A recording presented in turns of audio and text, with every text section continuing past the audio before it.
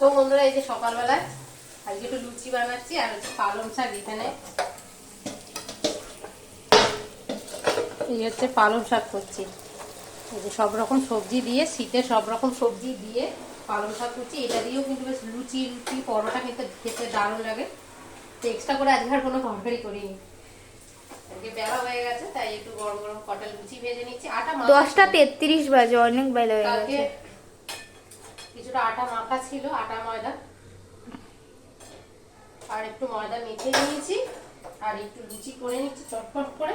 এদিকে পালং শাকের চচ্চড়িতে লুচি খাওয়া হয়ে যাবে আমাদের। আর হচ্ছে দুপুরে একই, এক্সট্রা করে কোনো তরকারি করছি না, ওই পালং শাকের চচ্চড়ি থাকবে আর একটু ডাল আর একটু বেগুন পোড়াবো। এই হচ্ছে দুপুরের মেনু। অবশ্য দুপুরের মেনুটা তোমাদের সঙ্গে শেয়ার করবো, আগে টিফিনটা করে আর খেয়ে নিই। তো চলো তাড়াতাড়ি টিফিনটা বানিয়ে আর টিফিনটা সবাই মিলে আমরা খেয়ে নিই।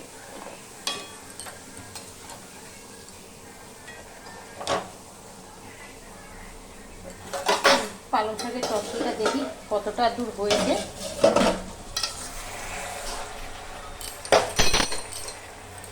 অনেক রকম দিয়েছি, গাজর, বিট, তারপর মূলো, আলু, বেগুন, শিম, তারপর বড়ি এদিকে ভাজছি আর এদিকে ওলটাচ্ছি। তো তরকারিটা আমাদের হয়ে গেছে, একটু চিনি দিয়ে দেবো। পুরো এক কড়াই তরকারি করে নিয়েছি, আমাদের দুবেলা হয়ে যাবে।